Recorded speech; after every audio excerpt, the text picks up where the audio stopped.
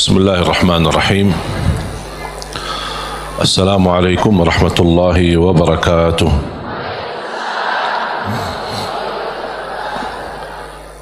الحمد لله رب العالمين، وأشهد أن لا إله إلا الله وحده لا شريك له ولي الصالحين، وأشهد أن سيدنا ونبينا محمدا عبده ورسوله الصادق الأمين. اللهم صل وسلم وبارك على سيدنا محمد وعلى آله وصحبه ومن تبعهم بإحسان إلى يوم الدين. سبحانك لا علم لنا إلا ما علمتنا إنك أنت العليم الحكيم. الحمد لله وشكر الله.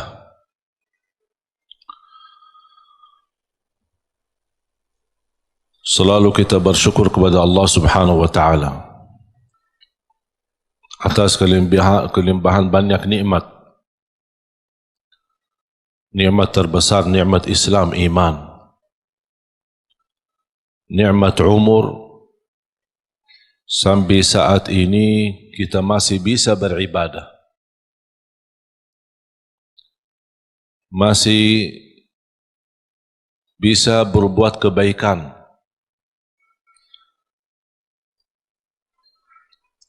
Dan ini murni karunia dan taufik dari Allah Subhanahu wa Ta'ala. Jangan ada yang merasa diri hebat.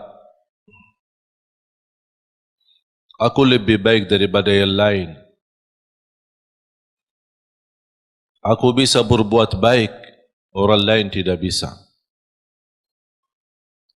Itu bukan karena kehebatan kita atau kelebihan kita.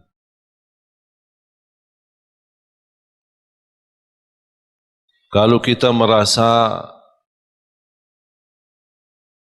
diri bisa berbuat sesuatu, berarti harus kita banyak istighfar. Dan kita kembalikan segala karunia, segala kemampuan, segala ibadah, dan kebaikan yang kita lakukan, kita ingat ini karunia dari Allah Subhanahu wa Ta'ala. Iyyaka na'budu wa iyyaka nasta'in. Hanya kepadamu ya Allah kami beribadah, dan hanya kepadamu ya Allah kami memohon pertolongan. Di antara permohonan dan meminta pertolongan Allah Subhanahu wa Ta'ala adalah hidayah. Ihdinas siratal mustaqim. Hidayah dalam segala hal. Karena hidayah ada dua macam.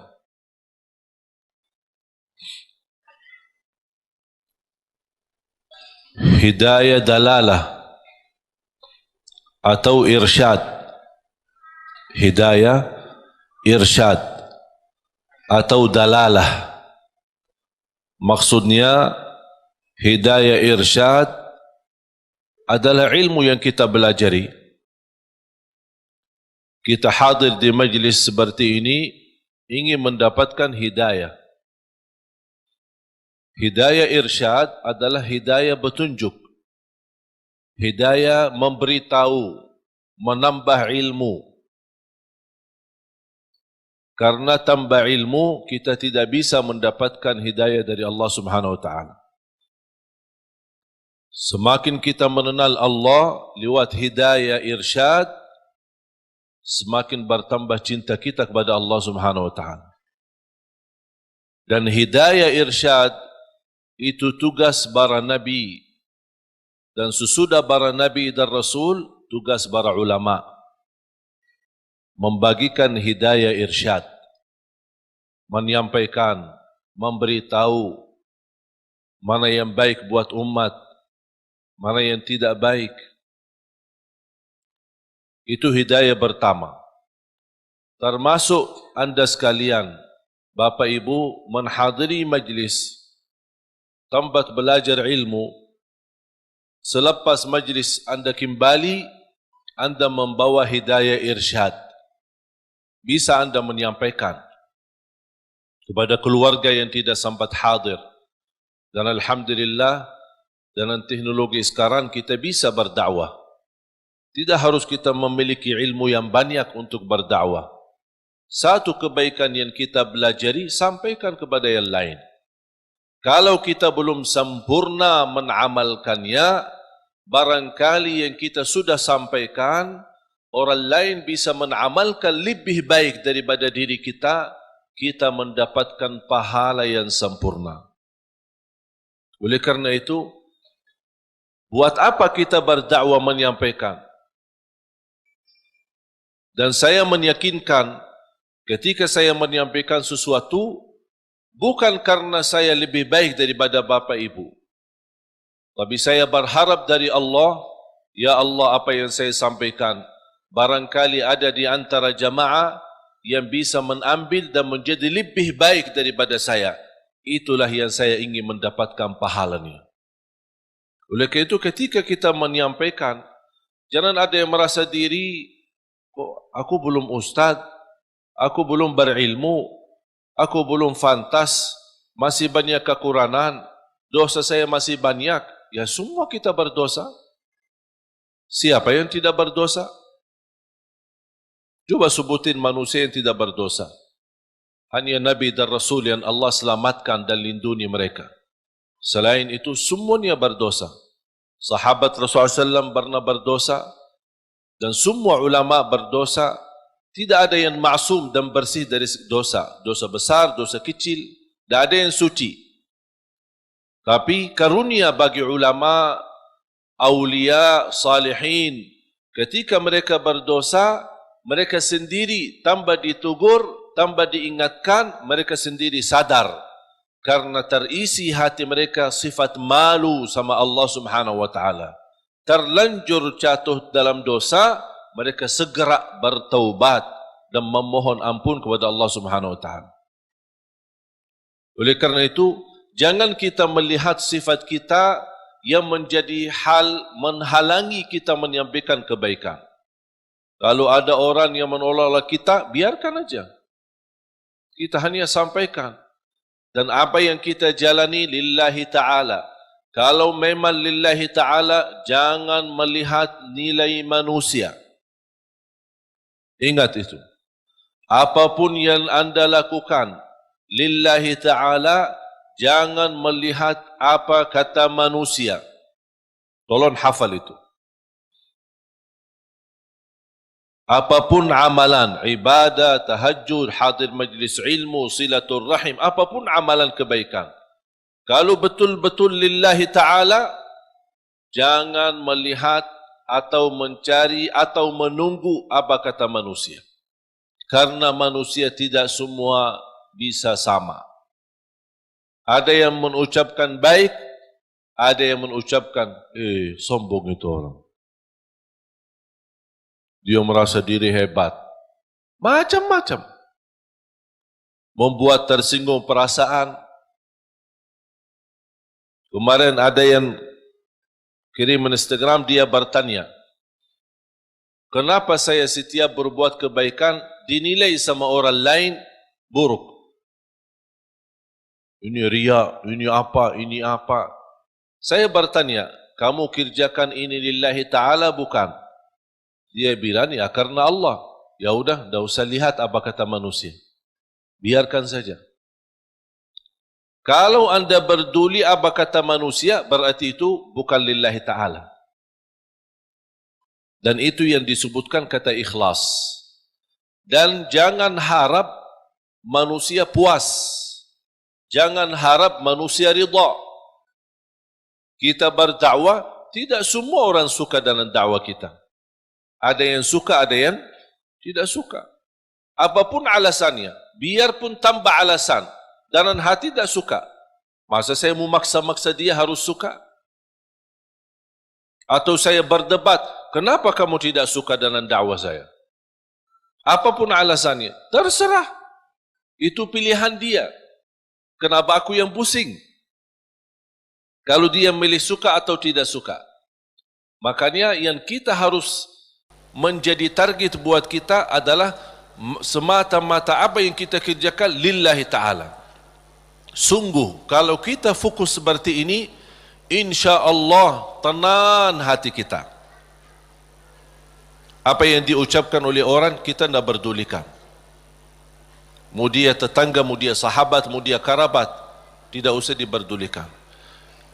Bahkan apa yang diucapkan oleh manusia, apalagi yang membuat perasaan kita tersinggung, jadikan teguran buat kita. Barangkali saya belum sempurna, barangkali saya belum baik, barangkali ada yang kurang, udah menjadi pelajaran buat kita. Saya punya doa. Saya suka ketika mendengar berita ada orang koreksi saya atau menurani atau menyebutkan kata-kata yang kurang baik. Berhati-hatilah sama Syekh Ali Jabir atau apalah gitu. Begitu saya mendengar berita, saya suka mengucapkan satu doa. Ya Allah, kalau perkataan dia benar terhadap saya, ampunilah saya. Kalau perkataan dia tidak benar, ampunilah dia. Udah selesai. Karena orang yang mengucapkan sesuatu pasti salah satu, benar atau salah. Kalau ternyata yang dia ucapkan fitnah, hanya ingin menjatuhkan nama baik, hanya ingin merusak nama baik, hanya ingin membuat fitnah, berarti saya mohon Allah ampuni dia. Semoga dia diampuni Allah.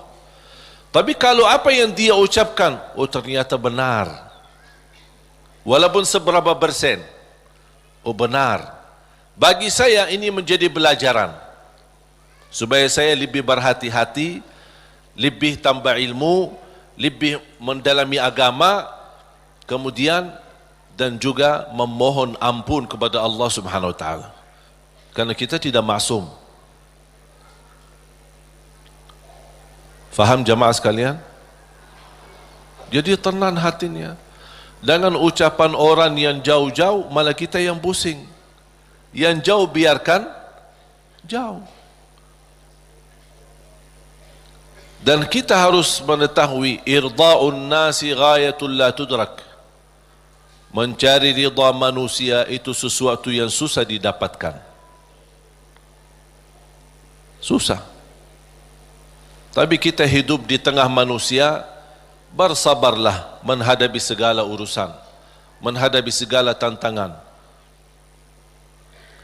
Man ardallah bisakhatin nas, ardallah radiyallahu anhu wa arda anhu nas.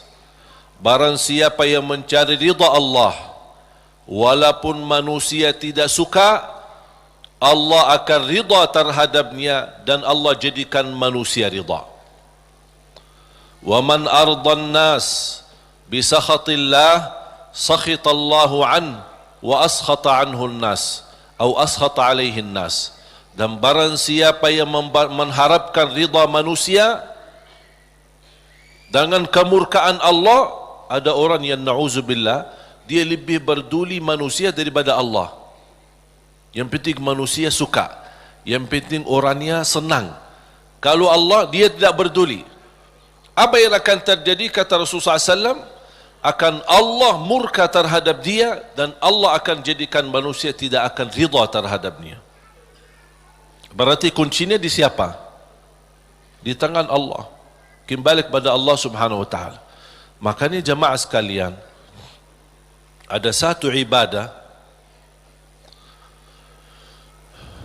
bagi saya pribadi seindah ibadah. Indah ibadah, nikmat. Bahkan Rasulullah SAW sebutkan senjata bagi orang mukmin ibadah tersebut. Senjata. doa. Seindah ibadah bagi saya adalah doa. Bahkan orang yang tidak selalu berkenan berdoa kepada Allah, orang itu sombong. Sebagaimana Allah sebutkan di dalam surat Ghafir, surah 40 ayat 60. A'udzu billahi minasy syaithanir rajim. Wa qala rabbukum ud'uni astajib lakum. Innal ladzina yastakbiruna an ibadati sayadkhuluna jahannama dakhirin. Sadaqallahul azim. Wa qala rabbukum ud'uni astajib lakum. Allah memerintahkan kalian untuk berdoa kepadaku, kata Allah, aku akan ijabah. Berarti kalau kita doa, berarti itu kan perintah. Ud'uni, perintah. Allah mengajak kita, memerintahkan kita berdoa. Dan Allah juga menjanjikan, astajib lakum, aku akan ijabah. Saya mengambil kesimpulan dari ayat ini, dan ada ayat yang lain. Saya suka berdoa seperti ini. Ya Allah, aku berdoa memohon kepadamu sesuai perintahmu.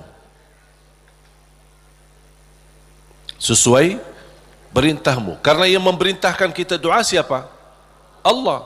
Ya Allah, aku berdoa memohon kepadamu atas perintahmu. Ya Allah, aku mohon diijabah sesuai janjianmu. Bisa enggak hafal doa ini? Nah, ini doa saya ini. Bisa? Itu kalau bahasa Arab namanya ta'wilul Quran. Namanya ta'wil Al-Quran. Mengambil ayat, memahami ayat tersebut dan bisa mengeluarkan doa dari makna daripada ayat itu. Allah memerintahkan kita berdoa dan Allah janji akan terima. Ya Allah, aku berdoa sesuai perintahmu. Karena Allah memerintahkan saya berdoa, aku berdoa. Tapi aku mohon diijabah sesuai janjianmu. Karena sungguh innallaha la yukhliful mi'ad. Allah tidak mengingkari janji.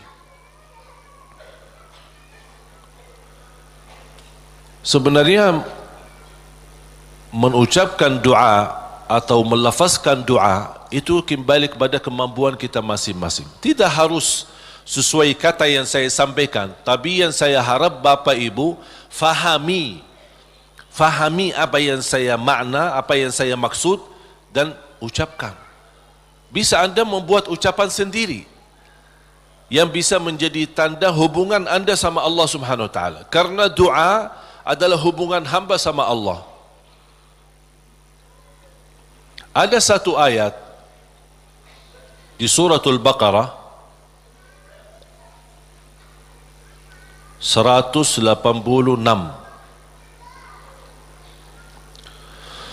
A'udzu billahi minasy syaithanir rajim. Wa idza sa'alaka 'ibadi 'anni fa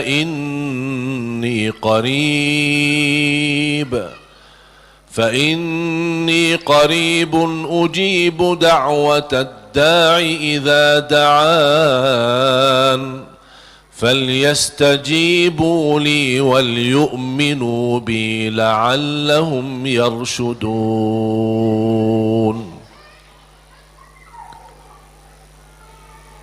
Ada sekelompok orang datang kepada Rasul.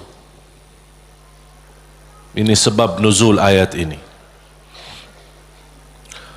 Arabbuna qaribun fanunajih am ba'idun fanunadih.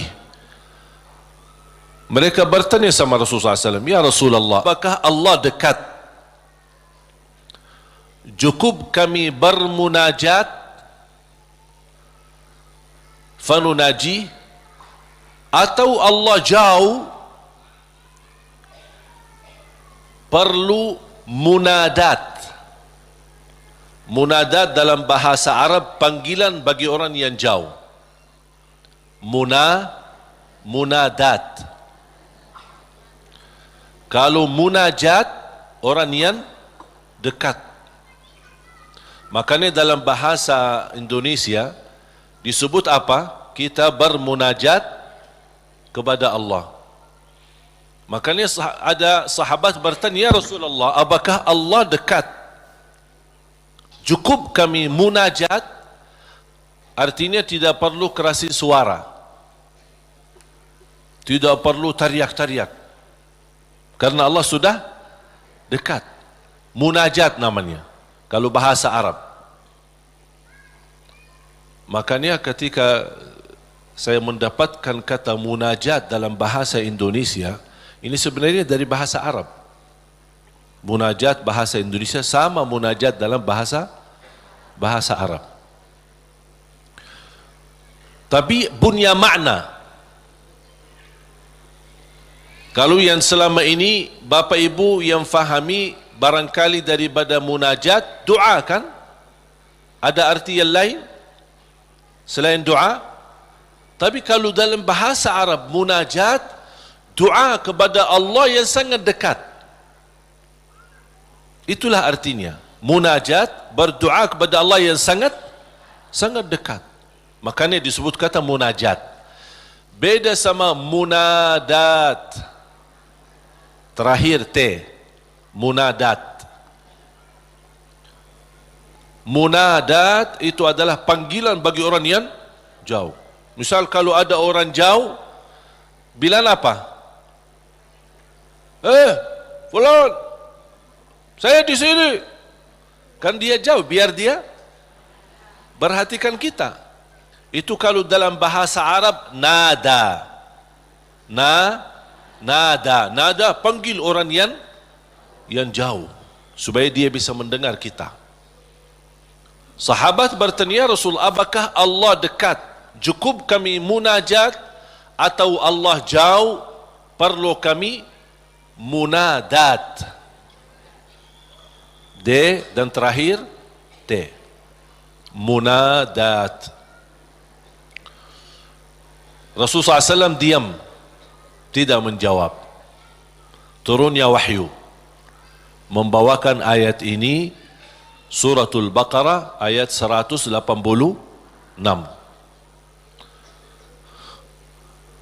Kata Allah Subhanahu wa taala kepada Nabi Muhammad, kalau ada yang bertanya apakah aku dekat, wa idza sa'alaka ibadi anni,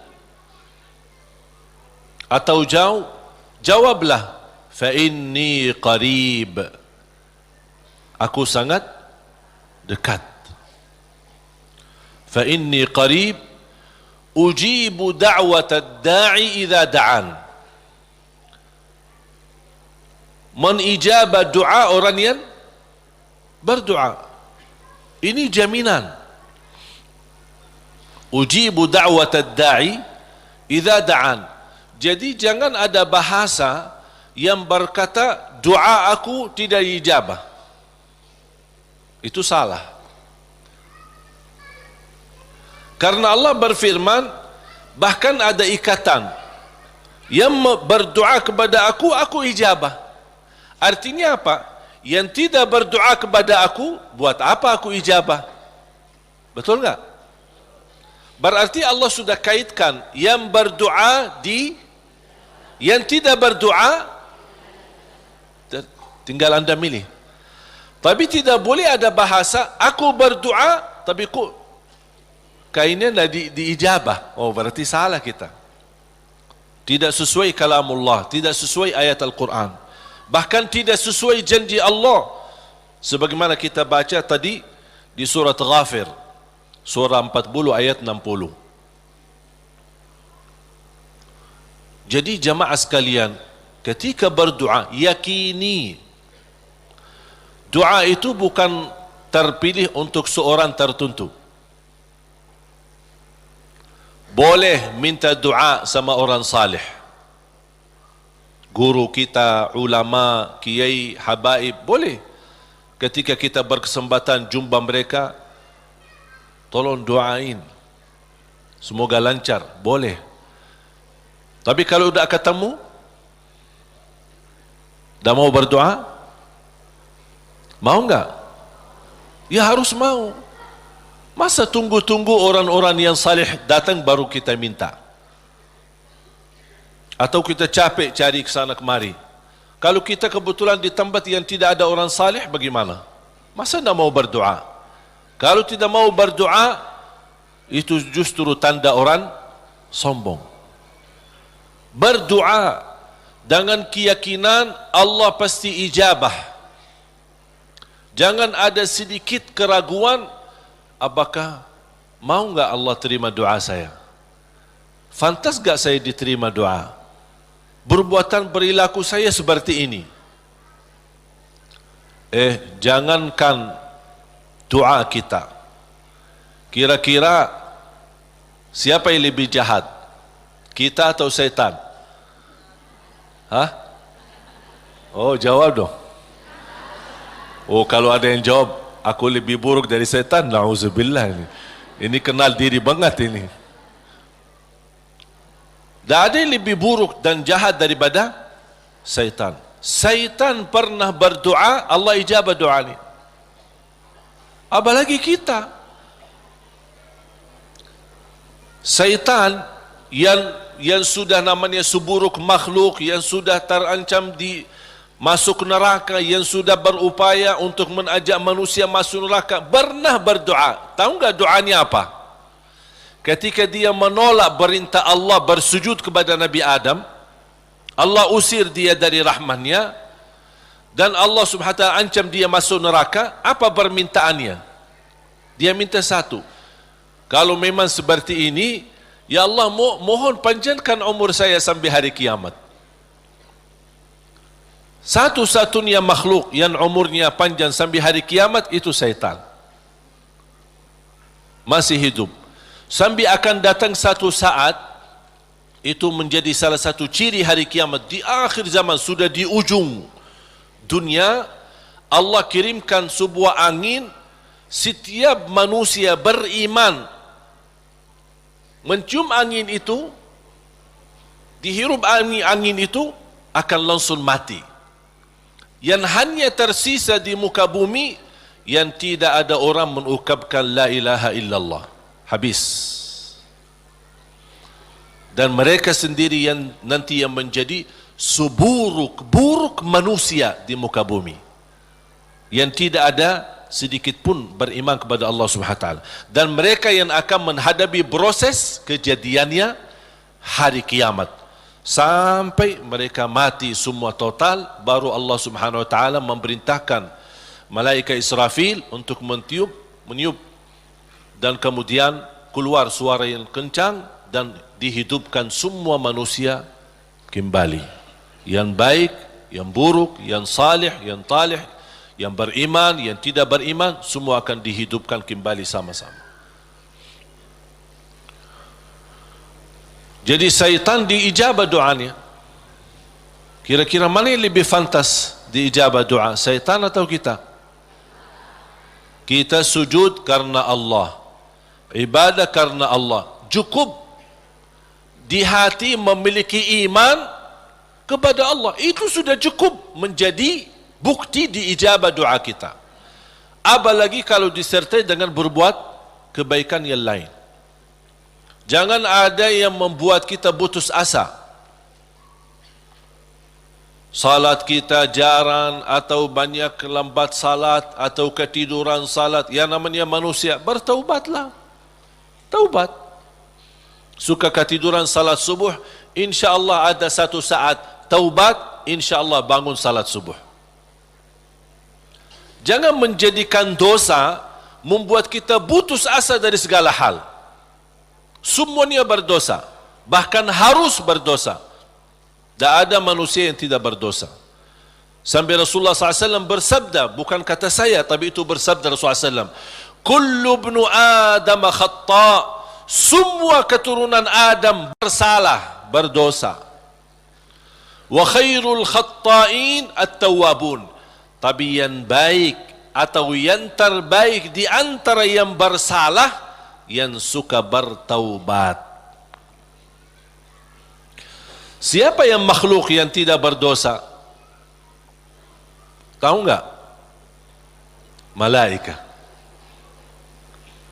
Malaika satu-satunya makhluk yang tidak boleh berdosa.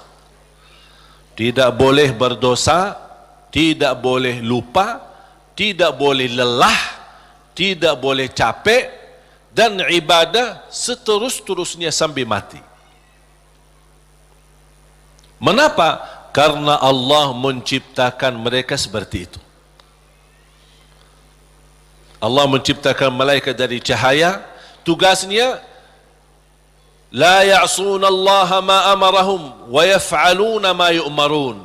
Sebagaimana Allah Subhanahu wa taala berfirman di surah At-Tahrim, sifat mereka, karakter malaikat adalah mereka tidak pernah berdosa dan bermaksiat terhadap perintah Allah Subhanahu wa taala, dan selalu mereka mengikuti dan melaksanakan perintahnya.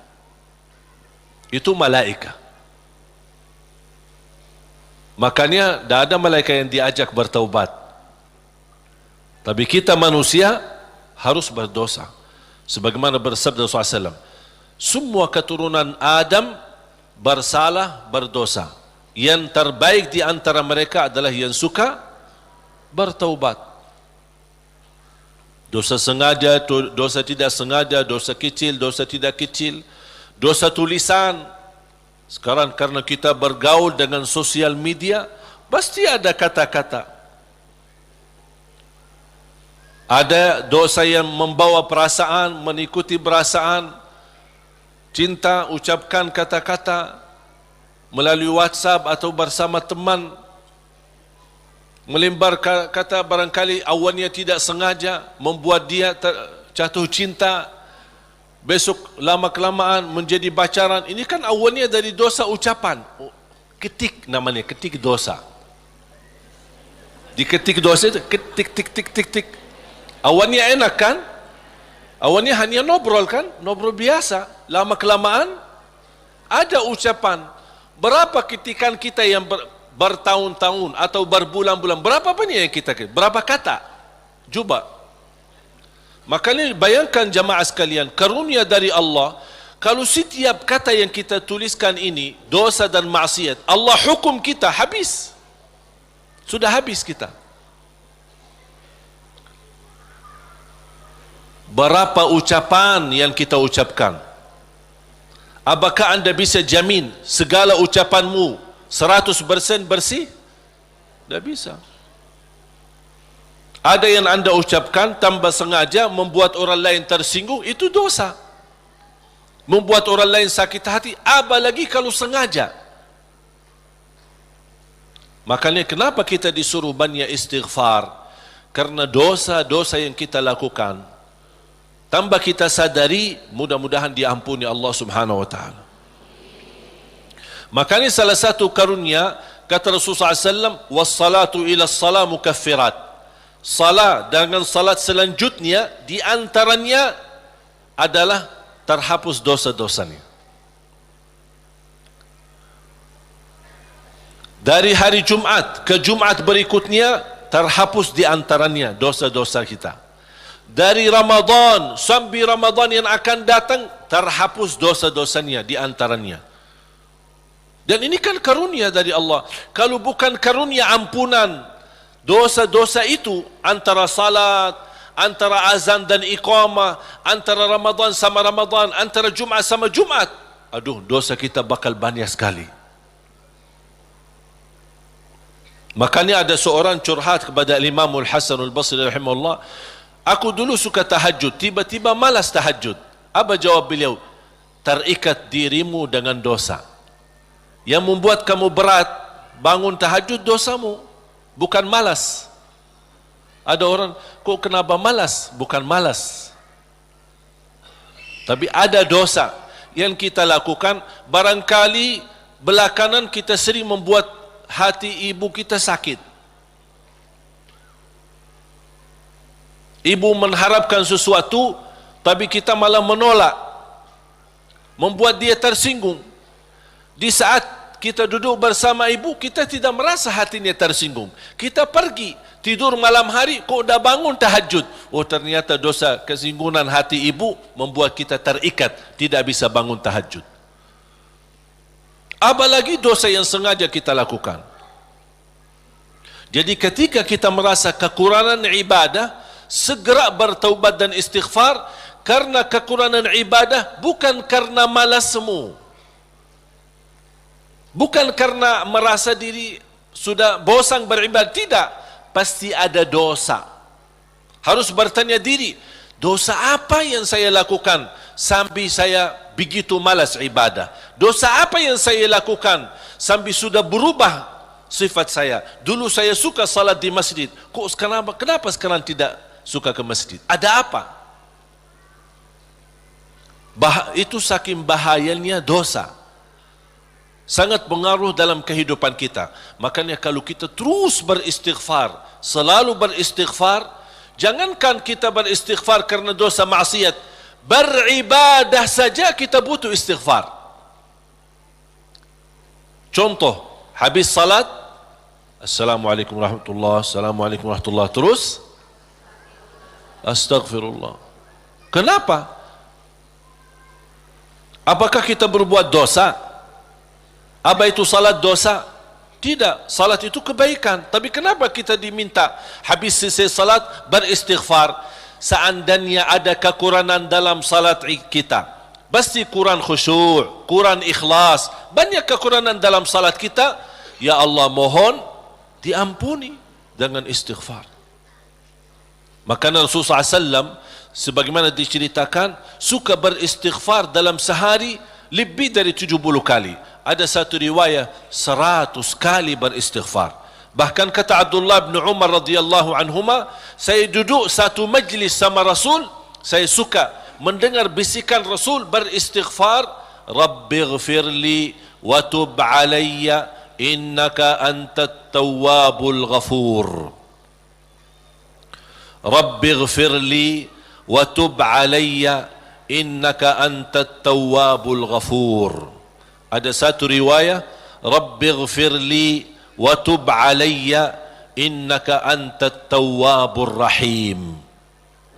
Dalam satu duduk, sekali duduk 100 kali, kata Abdullah bin Umar, saya mendengar bisikan Rasulullah SAW beristighfar seperti itu. Rabbighfirli wa tub alayya innaka antat tawwabul ghafur. Sudah hafal belum? Coba. Rabbighfirli wa tub alayya innaka antat tawwabul ghafur. Memohon ampun, mohon diijabah dan diterima taubatnya. Allah Subhanahu wa taala Maha penerima taubat dan Maha Pengampun. Bapak Ibu jamaah sekalian dimuliakan Allah Subhanahu wa taala. Kembali lagi, semua berdoa. Jangan ada yang ragu-ragu terhadap doanya. Dan ingat, doa kita pasti diijabah walaupun proses melalui 3 hal. Doa pasti diijabah walaupun proses melalui 3 hal. Yang pertama, diijabah doa kita menolak takdir yang buruk, menghilangkan takdir yang buruk. Contoh, kita memohon, ya Allah kasih aku jodoh, tapi jodohnya belum datang. Ternyata dalam takdir, karena kita sering berdoa meminta sesuatu, Allah sudah ijabah, tapi Allah memilih daripada memberi jodoh, ada yang lebih daripada itu. Apa? ternyata ada takdir yang jauh lebih buruk daripada jodoh yang kita minta. Makanya Allah geserkan takdir buruk itu karena doa kita. Turun bala dari langit. Bala turun dari langit. Doa naik dari bumi, dari kita. Pas di udara bertemu, bala sama doa berantem. Perkelahian antara doa sama bala. Yang kalah siapa? Bala, dan doa naik. Artinya bala tidak jadi turun. Itu saking kuatnya dan berkahnya doa kita. Berarti doa pasti diijabah. Proses pertama, doa yang kita minta Allah belum ijabah secara langsung sesuai permintaan, tapi Allah menolak sebuah bala yang kita tidak tahu. Misal, tertulis dalam takdir kita hari ini akan kena kecelakaan motor. Tapi ternyata doa kita tidak pernah bilang, ya Allah selamatkan saya dari kecelakaan motor misalnya. Kita tidak berdoa seperti itu. Tapi karena Allah melihat dalam takdir ada bala yang akan turun hari ini, tapi karena kita suka berdoa, Allah memilih mana yang baik. Allah yang lebih tahu mana yang baik. Apakah ijabah sesuai permintaan atau Allah memberi penggantinya yang lebih baik. Ternyata penggantinya yang lebih baik, Allah memilih tolak bala. Allah bisa saja kasih jodohnya tapi kena kecelakaan motor. Nanti merasa nyesal. Aduh, baru sudah nikah atau ketemu jodohnya malah dirawat di rumah sakit. Kesal enggak? Merasa aduh gimana gitu. Makanya percaya jamaah sekalian, pilihan Allah itulah yang terbaik. Ada orang minta sama saya, boleh enggak saya berdoa? Saya suka sama seorang misal. Saya jatuh cinta sama dia. Boleh enggak saya berdoa, ya Allah aku minta dia, si fulanah itu, si ini. Boleh enggak saya berdoa seperti itu? Saya jawab apa? Kira-kira jawab apa? Boleh saja. Tapi saya usulkan, sarahkan aja kepada Allah. Dan apa? Ya Allah, kalau memang dia baik bagi saya, mudahkan. Kalau tidak baik, ganti yang lebih baik. Tapi gimana aku jatuh cinta sama dia? Nah, itu beda urusan.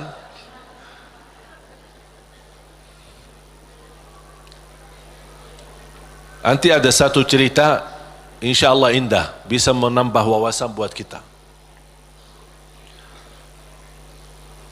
Yang kedua, diijabah doa kita dan diberi oleh Allah Subhanahu wa taala sesuai permintaan. Apakah saat ini atau besok atau bisa lama. Tapi kita percaya pilihan Allah itulah yang terbaik. Yang ketiga, doa yang kita minta atau yang kita selama ini bermunajat, ternyata bala masih terus menimpa kita. Musibah kita terus ketemu. Selesai satu masalah, tambah lagi masalah. Kemudian permintaan yang kita minta juga belum ketemu. Saya minta kerjaan yang bagus, belum ketemu. Saya sudah berusaha melamar kerja sana sini, belum ada. Terus mana doa aku selama ini, mana? Ternyata yang ketiga, jatuhnya yang di ketiga. Yang ketiga apa? Allah simpan doa kita buat di akhirat. Berarti tidak ada yang hilang di sisi Allah. Kalau tidak tertolak bala, tidak diijabah sesuai permintaan, berarti yakini, oh disimpan di akhirat. Sahabat dan orang salih lebih suka Doanya selama di dunia disimpan buat akhirat, karena di akhirat bakal lebih butuh bantuan dan pertolongan Allah dan berkat doa kita. Faham? Walaupun sifat manusia ingin melihat secara langsung, minta, ya Allah minta rumah, ada rumah, minta ini, ada ini. Mohon maaf Bapak Ibu, kalau Allah ijabah atau berikan sesuai permintaan kita, nanti kita berhenti berdoa. Apapun yang kita minta, ya Allah aku minta mobil, dapat mobil. Minta kerjaan, dapat kerjaan. Minta jodoh, dapat jodoh. Minta rumah, dapat rumah. Mau haji, dapat haji. Terus segala yang kita minta dapat. Habis, dah ada minta lagi. Terus berdoa enggak? Dah ada berdoa. Tapi kalau Allah belum kasih, kita doa lagi enggak? Doa, minta lagi. Coba kata Umar bin Khattab, ketika anda berdoa jadi seperti anak kecil. Anak kecil kalau dia minta sama ibunya gimana? Nangis enggak? Berhenti nangis sebelum dikasih? Belum kan? Dia nangis sampai begitu dikasih gimana? Berhenti enggak nangisnya? Anda harus seperti itu. Doa, nangis.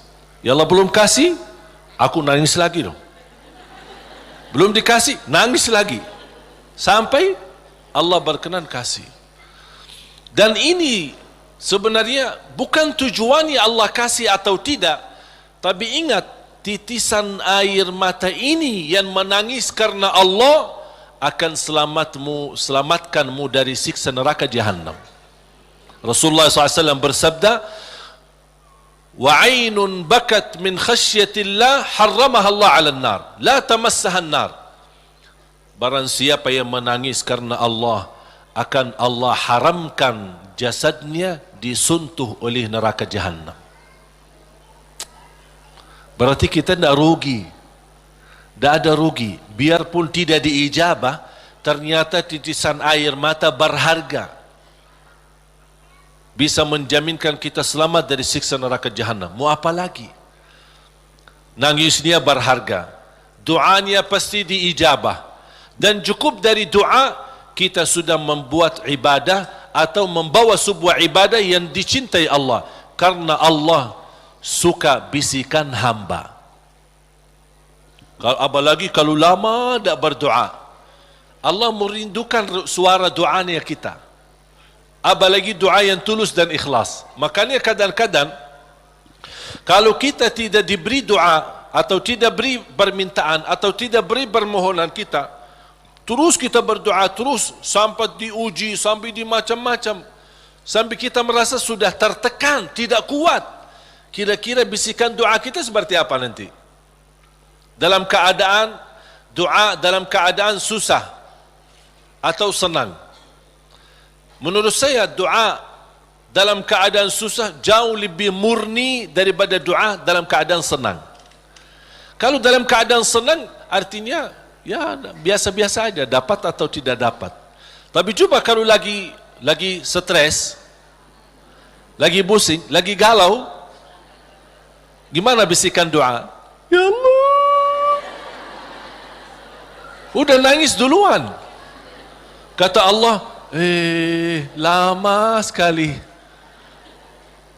Makanya itu subhanallah, saya mengambil kesimpulan dari doa.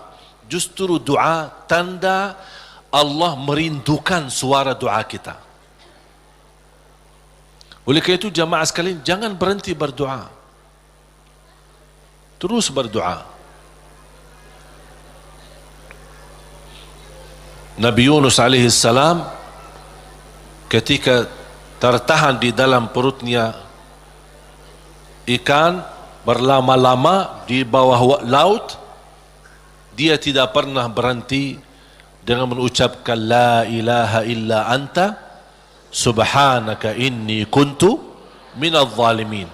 Kata Imam Ibnul Qayyim rahimahullah, barang siapa yang membaca doa ini dengan sepenuh keyakinan, pasti diijabah oleh Allah hajatnya.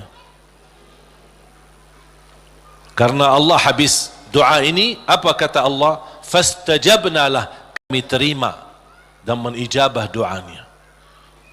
La ilaha illa anta subhanaka inni kuntu minadh zalimin.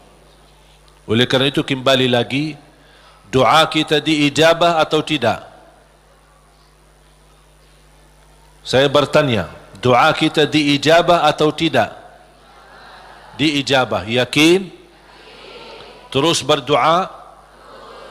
Dalam keadaan apapun selalu kita berdoa. Apalagi dalam keadaan susah yang kita yakini tidak ada Tuhan yang bantu kita, tidak ada makhluk yang bisa menolong kita, tidak ada sesuatu yang bisa mengangkat segala musibah dan bala yang kita hadapi, hanya Allah subhanahu wa ta'ala. Apalagi dalam sujud, sempatkan dalam sujud, karena Rasulullah SAW bersabda, aqrabu ma yakunu al-abdu ila rabbi wa huwa sajid. Hamba ketika dalam keadaan sujud, posisinya sangat dekat kepada Allah. Makanya di akhir hadis Rasulullah SAW bersabda, fa'akthiru minad du'a, barbanyalah doa. Bisa menikmati doa insyaAllah mulai hari ini. Doa menurut saya sesuatu hubungan yang sangat indah sama Allah. Apalagi kalau bisa berdoa dengan cara curhat. Bisa enggak curhat sama Allah? Kalau lagi galau suka curhat enggak? Sering saya terima, Ustaz, boleh curhat enggak? Terus saya bilang apa ya? Boleh atau tidak? Saya bertanya, sudah curhat sama Allah belum? Dia bilang belum. Mau sama Ustaz dulu katanya. Ada saja. Belajar bagaimana bisa curhat. Sungguh kalau kita sudah biasa curhat sama Allah, tidak bakal curhat sama manusia. Jadi ketika berdoa, jangan hanya minta, ya Allah tolonglah, tolonglah ya Allah, ampunilah. Jangan hanya suka minta, cerita. Bisa enggak anda cerita? Allah kan lebih tahu. Allah tahu segala sesuatu. Tapi salah apa kalau saya cerita? Apa yang terjadi hari ini? Ya Allah, aku sudah niat baik, niat tulus, dan saya pergi ke sana malah seperti ini, dicaci maki, dihina, malah dianggap, dan suuzzan, buruk sangka. Habis gimana ya Allah? Cerita, curhat, seperti meminta solusi dari Allah Subhanahu wa taala. Kalau belum merasa ada jalan, wallahi akan merasa nikmat. Cukup anda bisa nikmat bersama Allah Subhanahu wa taala. Sebagaimana Nabi Yaqub ketika kehilangan anaknya, ada dia berkata apa? Qala innama ashku bathi wa huzni ila Allah. Aku hanya mampu curhat kepada Allah Subhanahu wa taala. Aku ingin cerita, padahal Allah tahu apa yang terjadi, tapi dia ingin cerita lagi sama Allah Subhanahu wa taala. Ungkapkan cerita ini kepada Allah, itu sudah merasa diri dan membuat hati kita tenang. Kembali kepada hidayah, dan saya tutupi cerita. Jadi hidayah yang pertama, hidayah dalalah wa irsyad. Seperti tugas para nabi dan rasul dan ulama berdakwah, dan anda semua bisa membagi hidayah irsyad, memberitahu ke orang lain lewat SMS, lewat WhatsApp, lewat apa saja yang kita mampu secara langsung. Yang kedua adalah hidayah taufiq. Hidayah taufiq.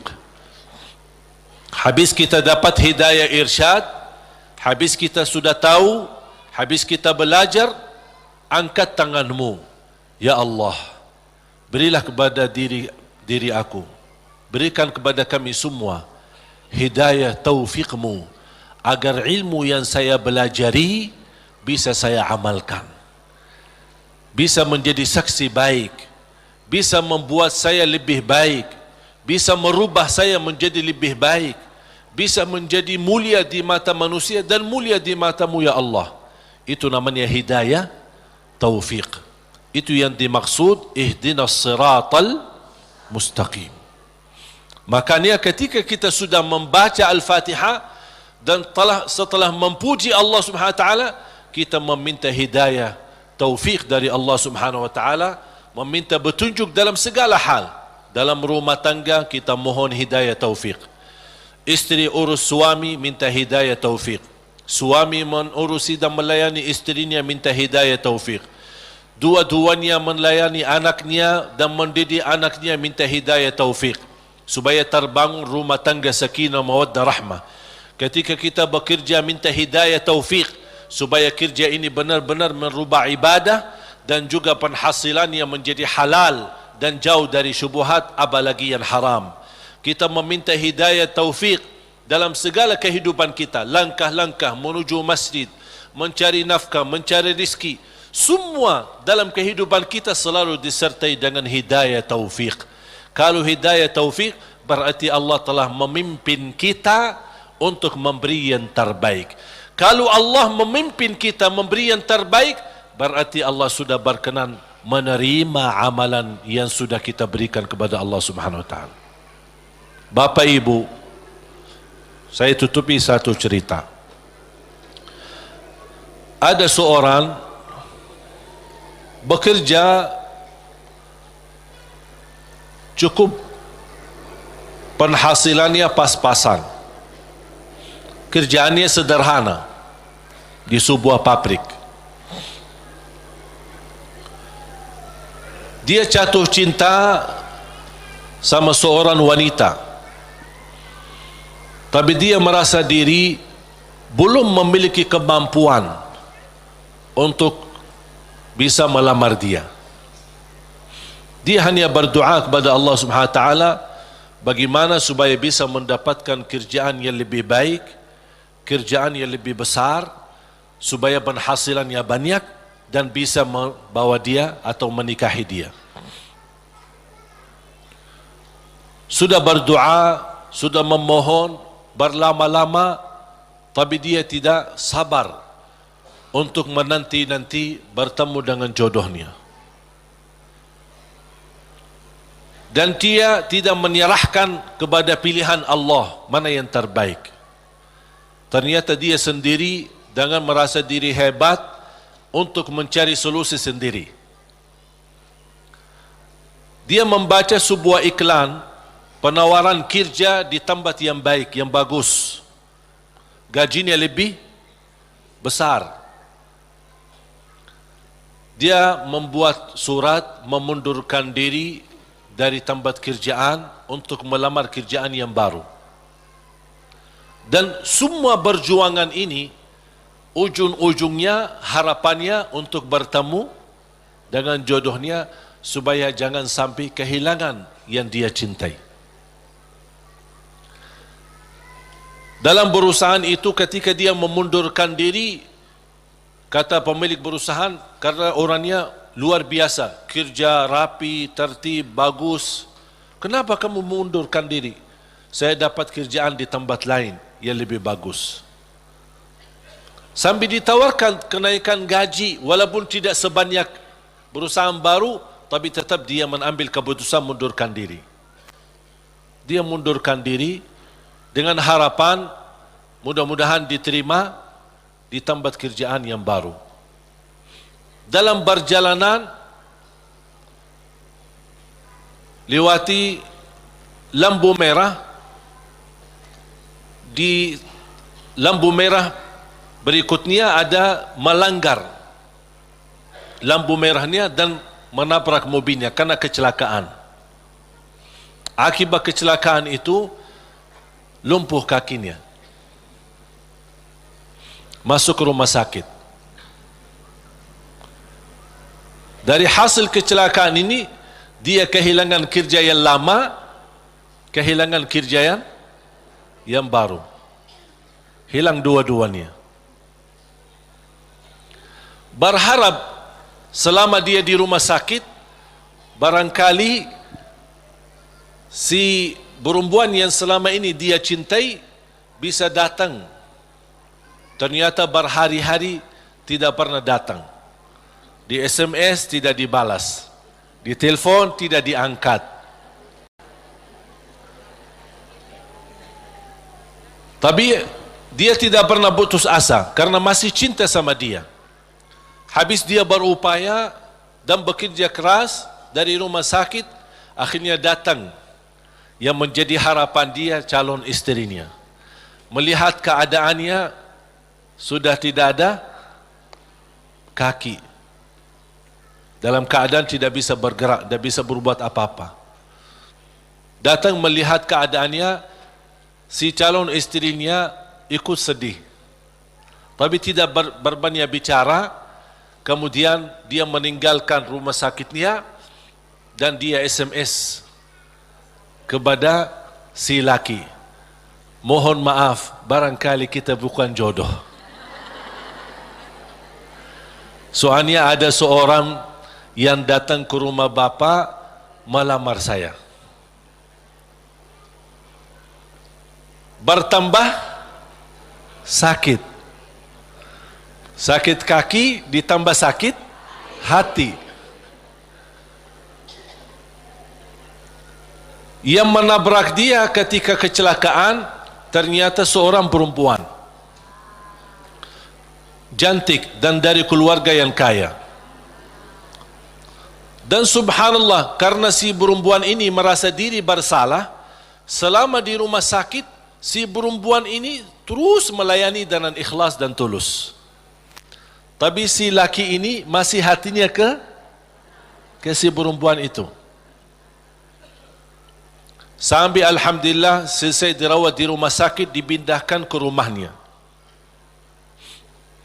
Pas sampai ke rumahnya, masih si perempuan cantik itu suka datang ke rumahnya melayani. Dan ada ibunya juga, ibu si laki itu. Lama kelamaan sudah mulai terbawa hati dan perasaan. Tapi dia merasa malu.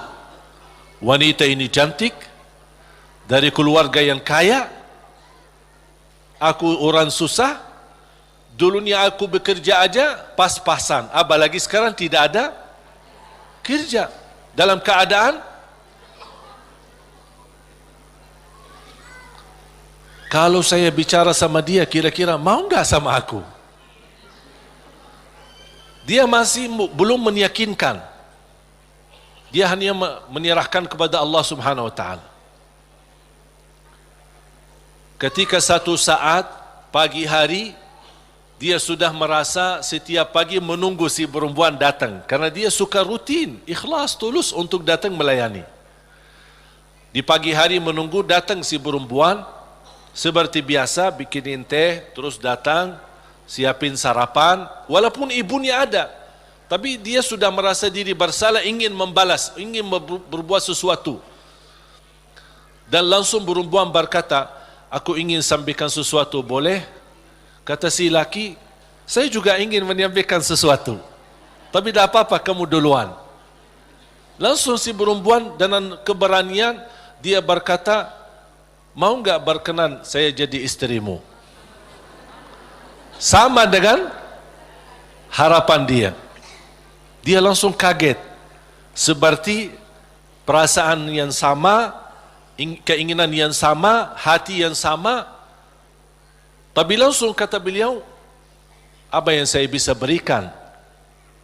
Saya orang biasa, orang miskin, dalam keadaan begini, tidak bisa bekerja. Langsung perempuan ini, jangan fikirkan soal kerjaan. Ayah saya seorang pemilik perusahaan besar. Saya bisa mendapatkan kerjaan di tempat ayah saya. Langsung kata dia, bagaimana aku bisa bekerja dalam keadaan begini? Kerjaan kamu mudah di kantor, tidak perlu di lapangan. Jadi dapat kerjaan yang jauh lebih enak, gaji lebih besar, dengan istri yang lebih cantik.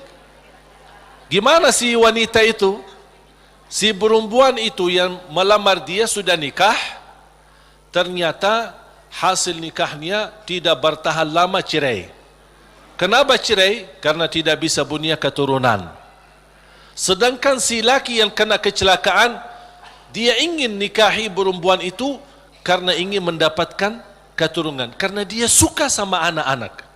Allah tahu kesukaan dia tidak akan dapat dengan perempuan ini, makanya Allah memilih dia dapat perempuan yang jauh lebih cantik, lebih kaya, bahkan terjamin mendapatkan keturunan. Walaupun kecelakaan. Walaupun kecelakaan. Bisa enggak faham dari cerita ini? Pilihan Allah itulah yang terbaik. Walaupun karena kecelakaan. Artinya apa? Orang kecelakaan atau tidak kecelakaan, yakini pilihan Allah itulah yang terbaik. Makanya saya usulkan, kalau anda berdoa meminta sesuatu, disertai doamu dengan kata, ya Allah, kalau memang ini yang baik, mudahkan.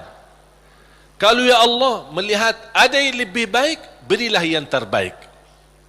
Soal lamar kerja, soal jodoh, soal belajar, siswa di sini atau di luar negeri, dimanapun, apapun langkah yang anda ingin ambil keputusan, minta sama Allah, ya Allah, kalau memang keputusan saya ini itulah yang terbaik, mudahkan. Kalau tidak baik, ya Allah, pilihlah yang, tunjukkanlah kepada saya yang lebih baik. Percaya, Allah tidak ingin membuat kita susah. Makanya jangan kita membuat diri susah. Allah akan memberi yang terbaik walaupun prosesnya lewat ujian. Walaupun prosesnya melalui ujian. Karena bisa jadi melalui ujian anda bisa menjadi jauh lebih mulia dan jauh lebih terkabul hajat sesuai pilihan Allah Subhanahu wa taala. Saya tidak milih datang ke Indonesia. Bahkan tidak pernah berdoa, ya Allah bawa saya ke Indonesia. Dan tidak pernah menjadi cita-cita saya untuk ke Indonesia. Tapi saya yakini apa yang Allah pilihkan buat saya nikmati, saya juga memberi yang terbaik karena Allah Subhanahu wa taala. Makanya di mana Allah tempatkanmu, di mana Allah posisikanmu, berilah yang terbaik lillahi taala, menjadi pertama tanda syukur kita atas posisi kita, dan mudah-mudahan itulah yang menjadi pilihan Allah. Kalau itu yang menjadi pilihan Allah, berarti percayalah itulah yang terbaik. Faham? Mohon maaf Bapak Ibu, cerita yang saya ceritakan jangan cari dalam Quran ya. Tidak ada ya. Ini buatan saya ini. Saya buat cerita hanya ingin memberikan gambaran. Dari kesimpulan ayat dan hadis, memang ternyata pilihan Allah yang terbaik. Walaupun proses lewat ujian. Mungkin pernah dulu saya menceritakan cerita gigitan anjing. Ingat gak? Masih ingat gak? Lupa ya?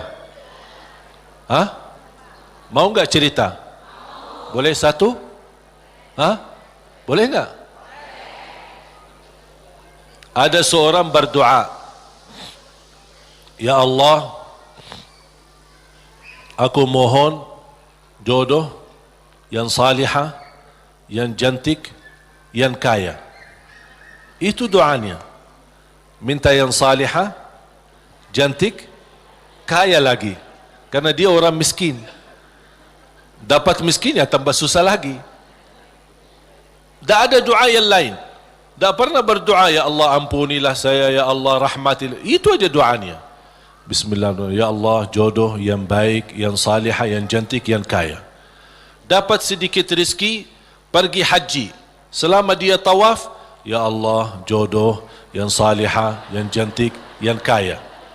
Safa Marwah, ya Allah, jodoh yang salihah, yang cantik, yang kaya. Itu aja doanya. Fokusnya luar biasa.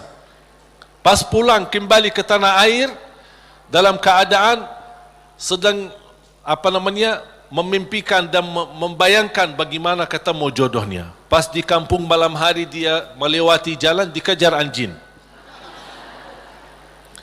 Dan anjing sifatnya kalau kita lari dikejar sampai digigit kakinya. Datang ambulan dibawa ke rumah sakit. Pas dalam perjalanan dia merasa nyesal.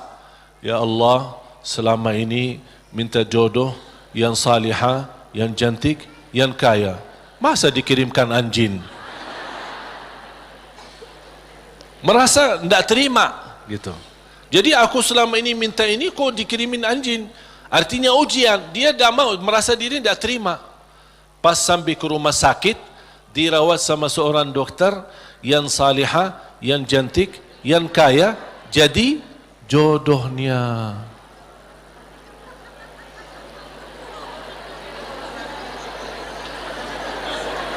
Berarti Allah sudah ijabah kan? Tapi kata Allah, soalnya dia selama ini kan sehat, tidak pernah sakit. Allah kirimkan anjing gigit dia supaya sakit, dan ketemu jodohnya di rumah sakit. Alhamdulillah. Ya insyaAllah mudah-mudahan digigit.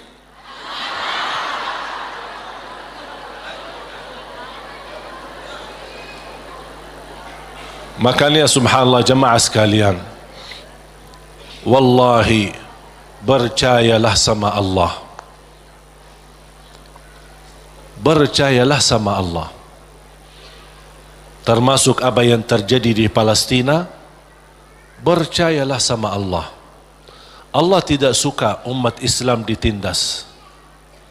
Allah tidak suka umat Islam dalam keadaan dihina, diusir, dibunuh. Kezaliman yang terjadi di Rohingya, di Palestina dan di mana-mana terhadap umat Islam, Allah tidak suka itu. Cuman pasti ada sesuatu yang Allah ingin tunjukkan, yang menjadi pilihan. Barangkali melalui ujian ini Allah ingin mewujudkan manusia yang kuat menghadapi segala tantangan. Dan juga salah satu hikmah, Allah ingin menunjukkan kepada dunia bagaimana kekuatan kebersamaan umat Islam. Dan alhamdulillah, menurut saya apa yang terjadi dari hasil diumumkan Al-Quds menjadi ibu kota Israel, justru memang nampaknya ujian, tapi bagi saya nikmat, karena dari situ umat Islam mulai bersatu. Tidak pernah tergerak semua dunia, jangankan yang muslim, non-muslim pun tergerak. Semuanya turun di lapangan untuk menunjukkan ke mata dunia, kami menolak proses ini. Dan inilah salah satu hikmah yang Allah ingin tunjukkan kepada manusia dan kepada musuh Islam, bagaimana kebersamaan kita, kepedulian kita. Walaupun kita memang tidak bisa membantu banyak untuk saudara kita Palestina, tapi upaya kita, sedekah kita, infak kita, doa kita dan rasa kepedulian kita mudah-mudahan menjadi tanda saksi baik. Ya Allah, itulah yang kami bisa berikan. Kami tidak bisa merubahkan keputusan, tapi kami bisa menunjukkan perasaan dan bisa menunjukkan yang baik dalam doa dan kekuatan kita, karena kekuatan kita adalah kebersamaan. Kalau kita bersatu, baru musuh Islam mulai memfikirkan jangan bermain-main lagi terhadap umat Islam. Makanya mari kita sama-sama menjaga kebersamaan kita, tinggalkan perbedaan. Jangan kita membuat perbedaan menjadi perpecahan. Jadi perbedaan di antara kita adalah kekayaan ilmu yang bisa kita sama-sama menghormati dan sama-sama menjaga, bukan sama-sama menjatuhkan dan sama-sama menjelekkan. Mari kita sama menjaga kebersamaan kita, rapatkan saf kita untuk menunjukkan bukan kepada manusia tapi kepada Allah Subhanahu wa taala rasa kepedulian, rasa cinta bersama sesama muslim, sesama manusia yang sedang dihina, sedang ditindas, sedang dizalimi di saudara kita di negeri Palestina. Mari kita sama-sama dan kita menghebohkan dan mengajak semua untuk mengikuti aksi bela Palestina yang insyaAllah hari Ahad besok tanggal 17. Yang merasa diri tidak mau ikut, itu terserah, itu pilihanmu dan itu keputusanmu. Tapi jangan membuat orang lain yang ingin mengikuti aksi bela Palestina, anda mengungkapkan kata-kata yang bisa menghilangkan perasaan semangat bagi mereka. Kalau tidak bisa ikut, terserah. Kalau tidak bisa bicara yang baik, lebih baik diam. Setuju? Makanya jemaah sekalian, saya baru saja kemarin datang dari sana dan alhamdulillah dapat karunia yang tidak terduga. Ketika saya bertemu Imam Masjidul Aqsa di sana dan habis makan siang hari Jumat, habis Jumat diajak beliau ke rumahnya, kemudian duduk lama ngobrol, kemudian salat asar bersama, kembali lagi ke rumahnya sambil menyambut tamu-tamu yang datang dari Turki, dari Inggris, dari Prancis, dari mana-mana. Subhanallah, banyak tamu yang datang dan masing-masing membawa sumbangan untuk saudara kita dan untuk Masjidul Aqsa. Pas maghrib beliau juga ajak ke masjid dan tanpa memberitahu, habis selesai iqamat beliau dorong saya untuk ke mihrab dan menjadi imam di Masjid Qubbatus Sakhra di tempat mi'rajnya Nabi Muhammad sallallahu alaihi wasallam. Saya jujur saja tidak bisa terbayang bagaimana karunia dari Allah Subhanahu wa taala bisa menjadi imam umat Islam di tanah suci Palestina, di area Masjidul Aqsa dan Qubbatus Sakhra. Makanya subhanallah, apa yang saya nikmati dan alami di sana luar biasa. Memang saudara kita berjuangannya bukan main. Saya melihat anak-anak kecil, bahkan warga Palestina, Masya Allah luar biasa. Dari jam 3 sudah mereka berdiri di depan pintu-pintu Masjidul Aqsa, yang sebelum masuk ke area masjid kan ada halaman besar kayu bagar, dan bagar itu ada pintu-pintu. Memang sayang sekali pintu-pintu yang di bagar itu dikuasai oleh orang Yahudi Israel, dan senjata, di bawah mereka senjata menjaga. Dan kita menunggu dari jam 3 sampai jam 4 baru dibuka pintu, baru kita bisa masuk untuk salat tahajud. Subhanallah, bisa saya melihat orang-orang Palestina. Kalau saya hanya sebagai berkunjung ke sana 2 hari, 3 hari, paling lama 1 minggu, kemudian kembali lagi. Saya bayangkan orang-orang tua-tua, pemuda-pemuda, wanita yang warga sana, yang memang tinggal dekat sana setiap hari bertahun-tahun, yang sudah proses melalui lebih dari 70 tahun dalam keadaan seperti ini, tapi subhanallah mereka masih sabar. Tidak ada yang mundur, tapi masih terus bisa datang duluan dari jam 3 dengan harapan dibuka pintu. Walaupun mereka tahu dibuka pintu sebelum subuh 1 jam, tidak boleh lebih sebelumnya, tapi subhanallah tetap mereka dengan segala harapan sama Allah Subhanahu wa taala. Inilah yang menurut saya melihat perjuangan ini membuat saya semangat. Saya hanya 1 hari 2 hari aja sudah merasa kesal sama orang Yahudi yang menjaga. Bagaimana mereka yang 60 tahun, bagaimana kesabaran dan perjuangan mereka. Makanya jamaah sekalian, Allah punya hikmah. Apa yang terjadi di negeri Palestina, Allah ingin mewujudkan generasi-generasi yang insya-Allah kuat imannya, kuat menghadapi tantangannya, dan inilah mereka yang akan diwujudkan oleh Allah, yang akan mampu membebaskan dan memerdekakan insya-Allah negara Palestina. Sebagaimana Indonesia berhasil merdeka, kita insya-Allah juga mendoakan insya-Allah ada satu saat kita semua bergembira dengan kemerdekaan negeri Palestina dan kemerdekaan Masjidul Aqsa, dan yakini itu yang akan terjadi. Ini bukan kata saya, tapi kata Rasulullah SAW.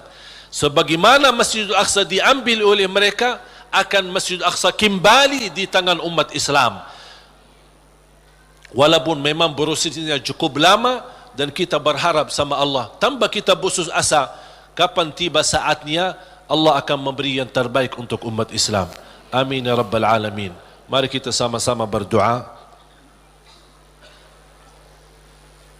Dan jangan lupa ketika ada kesempatan untuk kita membantu saudara kita lewat aksi hari Minggu besok, aksi bela Palestina, lewat doa kita, lewat sedekah kita, dan insya-Allah mudah-mudahan di bulan Januari saya berusaha bisa kembali ke sana, mudah-mudahan bisa berjalan lancar.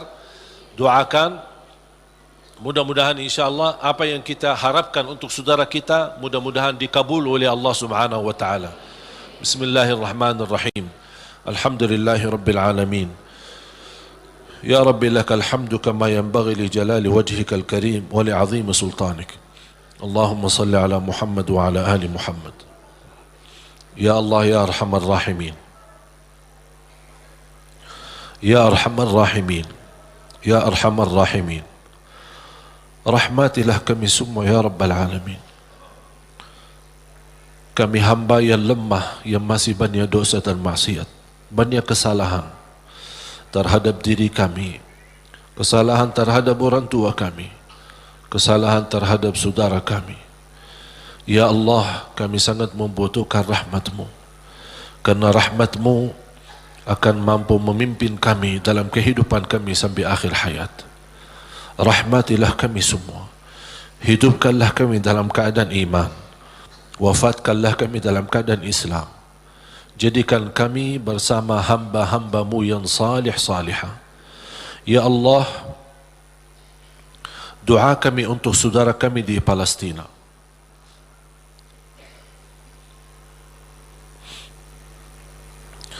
Betapa berat ujian yang dihadapi oleh mereka.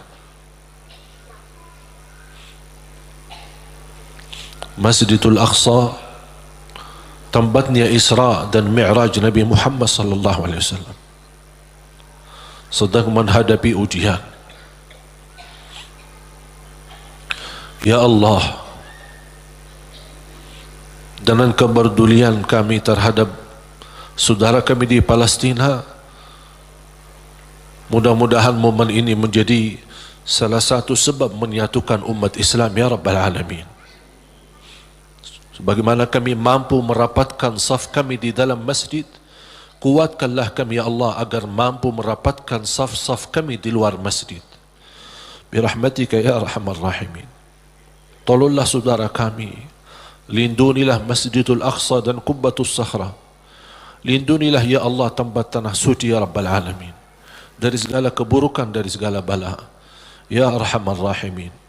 Ya Allah, ampunilah dosa kami, kesalahan kami, tutupi aib-aib kami, maafkan kekurangan kami. Aku mohon ya Allah untuk semua yang hadir, selepas majlis ini masing-masing pulang sudah diampuni segala dosanya.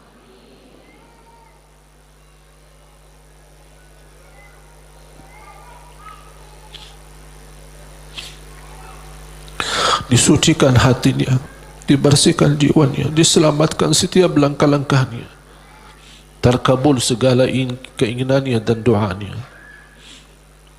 Ya Allah, di antara kami yang sakit, sembuhkan penyakitnya, sehatkan badannya. Di antara kami yang belum mampu meninggalkan dosa dan maksiatnya karena hawa nafsunya, ya Allah, kuatkan hatinya, sempurnakan imannya agar mampu meninggalkan dosa dan maksiatnya dan terima taubatnya ya Dzal Jalali wal Ikram. Ya Allah, berikan kepada kami kemampuan istiqamah sampai akhir hayat, istiqamah Islam iman sampai akhir hayat, istiqamah beribadah sampai akhir hayat. Akhiri hayat kami dengan husnul khatimah, husnul khatimah, husnul khatimah ya Allah. اغفر لنا ولوالدينا وارحمهم كما ربونا صغارا واغفر لجميع المسلمين والمسلمات والمؤمنين والمؤمنات الأحياء منهم والأموات. Tolonglah saudara kami ya Allah di negara Rohingya, di Yaman, di Iraq, di Libya, di Syria. Ya Allah, tolonglah saudara kami, angkat segala bala dan musibah, berikan kemenangan ya Dzal Jalali wal Ikram terhadap orang-orang yang zalim ya Dzal Jalali wal Ikram. Angkatlah kezaliman terhadap umat Islam ya Allah. Jauhkanlah kami dari segala macam kezaliman ya Rabbal Alamin. Lindungilah kami ya Allah dari segala keburukan, dari segala bahaya ya Arhamar Rahimin. Rabbana taqabbal minna innaka antas sami'ul alim wa tub alaina innaka antat tawwabur rahim. Ya Allah, atas izinmu kami sama-sama berkumpul di masjid ini. Ya Allah, berilah kepada kami kemuliaan, sama-sama jumpa kembali di dalam surgamu ya Allah.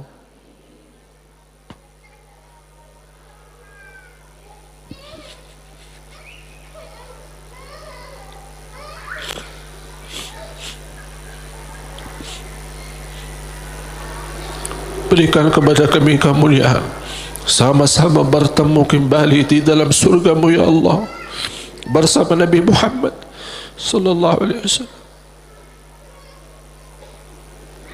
Rabbana atina fid dunya hasanah wa fil akhirati hasanah wa qina adzaban nar. Wa sallallahu ala sayyidina nabiyina Muhammad wa ala alihi wa sahbihi wa baraka wa sallam. Subhana rabbika rabbil izzati amma yasifun wa salamun ala al mursalin. والحمد لله رب العالمين.